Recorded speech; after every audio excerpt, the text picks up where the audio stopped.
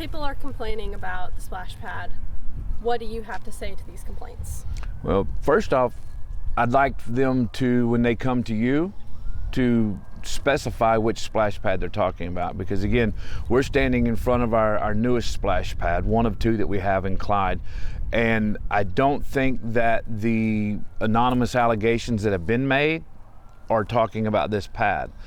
You've got video now, you see that works. You obviously can look around, we're not leaking. When we first start our pressure test, when we began and we opened this up before it opened to the public, we found leaks, which are often common when you build something and you start fresh. That's why we do the test and the checks on this. We did that, we found it, we corrected any kind of problems that there were, which weren't out of the ordinary problems. So we've taken care of that. The water is recycled here. We do run this back through, so I don't think that what they're complaining about, again, and I'm just gonna say it, I'm gonna tell you right here, and y'all can choose to use this or not. If you have a complaint, please come to the city. If you want it taken care of, if you want the facts, if you want the knowledge, then actually come and ask the people who know. You can go to the news station. I think it's great. And thank y'all very much for allowing us the opportunity to come out here and explain this. But it's not needed if people would just actually be honest with themselves and with the city and come to us and ask the questions. But that's just that personal. We get aggravated because you got people that aren't happy. They're never happy. They're never going to be happy, and they're always looking for something to gripe about. So I guess continue to go to y'all when they want to gripe instead of coming to the people with the answers, and so y'all use that however you want to. This splash pad is up and running. It runs from 8 o'clock in the morning till 8 o'clock at night. Honestly, you ought to be able to get your kids out here and enjoy it during that time. I don't think you want us leaving this open 24 hours a day, because the nature of things in all communities is that there is an element who like to destroy stuff. There's an element who likes to be mean for no reason other than being mean. Kind of like the people who choose to be unhappy just to be unhappy. It's the only thing that makes them happy. We have a majority of the people in this town that are very appreciative of everything that staff and council have done. We built this amazing multi-million-dollar complex for our students, for our kids, for the community. It gets used on a regular basis. We have tennis courts, pickleball courts. We have a beautiful splash pad. This is a great thing, and yet you still have people who choose to complain about something. I wish the people, the 99% of people who are excited and happy about the growth and appreciate what we do, I wish you would spend as much time telling people how happy you are as that 1% of people who spend time complaining about stuff. Apologize, you guys just got me on a day when it's just, we work so hard. The city staff works so hard to take care of our community. And then you have somebody who wants to complain about something, and then you guys got to come out and wonder, okay, well, here's an opportunity for you to speak to that. Come to City Hall. It's open every day, not on Sundays and Saturdays, of course, but come to a city council meeting, get the information you're looking for. It's right in front of you. Everything that we do is public records. You can request whatever you want. You want to know, come ask, come ask.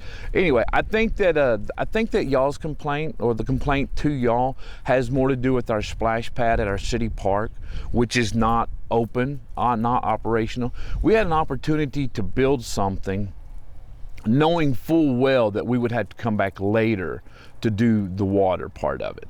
We've got some ideas in the works now that may take us away from having to do that with city water, which right now in West Texas, with the drought, the conditions that we're in, Abilene's going through them, Clyde's going through them, all these small towns are going through them.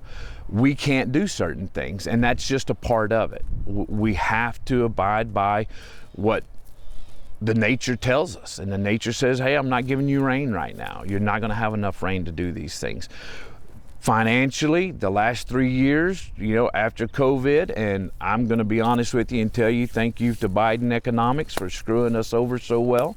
They've hurt so many small towns. It's been such a bad situation that because of the economics of the community, of the economics of the state, of our government right now, we don't have the money to do things that we'd want to do. These things are every small town and community is having to tighten their belt and their budgets and not able to do the things that we want to do, but we still do the things we have to do. We have to provide you water. We have to provide you services, and we're continuing to do that in Clyde, just like the other small towns are, with the exception of a couple of small towns who are actually having a lot worse trouble. So we do the best we can. Our city staff works their butt off. Our council works hard. We do everything we can for our citizens, for our community, but you still have people that want to gripe. So why do you think there are people on social media that are frustrated with the other splash pad not working if y'all put in a new one? Because it's something to complain about. Because it's not what they wanted. It's not how they would have done it in their knowledge of knowing how things work to such a degree that they could just fix anything they want. They're not able to do that. I think that if everything worked out the way we all wanted it to, if we just had unlimited funds and finances, then absolutely we would have done the splash pad. We would have done a recyclable splash pad that the water is not a problem. We don't have to worry about where our water comes from or how much we use or anything like that. I think that people want to complain because they're not able to do that, or they weren't able to do it the way they wanted to. But again, I ask anybody to come to a city council meeting and see what it takes to run a city. It's not as easy. People think water. You think, I turn this little valve on my sink and I get water. That's what they think. It's what they expect. It's what we work to give them. What they don't see is all the different aspects of what it takes to get water to your sink.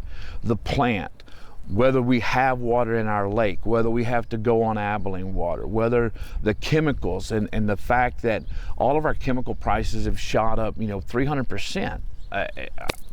Do you know how much water the splash pad is averaging per day? How much use? How much here?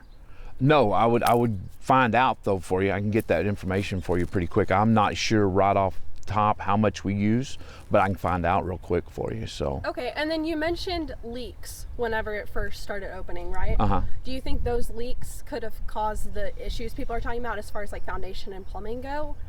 No. As a matter of fact, I would want to know what issues those are. I mean, show me proof of any kind of foundation problem.